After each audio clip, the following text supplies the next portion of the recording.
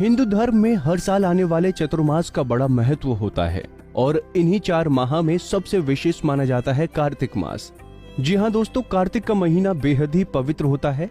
आपको बता दें कि ये महीना श्री हरि के भक्तों के लिए बहुत ही खास होता है। ऐसा माना जाता है कि इस मास में की गई पूजा अर्चना करोड़ों पुण्य देने वाली होती है और यही वो माह है जब दीपदान को सबसे ज्यादा महत्वपूर्ण माना जाता है। कार्तिक के महीने में भगवान विष्णु की पूजा के साथ साथ सूर्योदय से पहले शीतल जल का स्नान करना सबसे उत्तम माना गया है। ऐसा माना गया है कि ब्रह्म मुहूर्त में स्नान करना तीर्थ स्थलों में स्नान के बराबर है।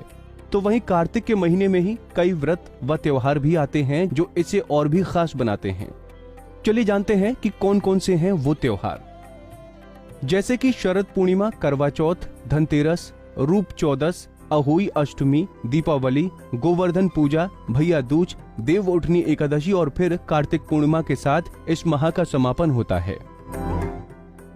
आपको बता दें कि इस महीने में आने वाली देव उठनी एकादशी बड़ी ही खास होती है। इस दिन भगवान विष्णु पूरे 4 माह के बाद योग निद्रा से जागते हैं और इसके साथ ही एक बार फिर शुभ और मांगलिक कार्यों की शुरुआत हो जाती है। कार्तिक में तुलसी पूजन विशेष होता है।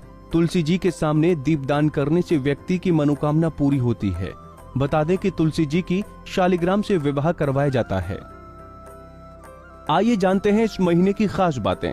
कार्तिक में नक्षत्र, ग्रह योग, तिथि, पर्व का क्रम धन, यश, ऐश्वर्य, लाभ, उत्तम स्वास्थ्य देता है। इसी माह में शिवपुत्र कार्तिकेय ने तारकासुर राक्षस का वध किया था, इसीलिए इसका नाम कार्तिक पड़ा, जो विजय देने वाला है। कार्तिक महीने का महात्म्य स्कंद पुराण, नारद पुराण, पद्म पुराण में भी मिलता है। ये महीना लगभग 20 दिन मनुष्य को देव आराधना द्वारा स्वयं को पुष्ट करने के लिए प्रेरित करता है, इसीलिए इस महीने को मोक्ष का द्वार भी कहा गया है।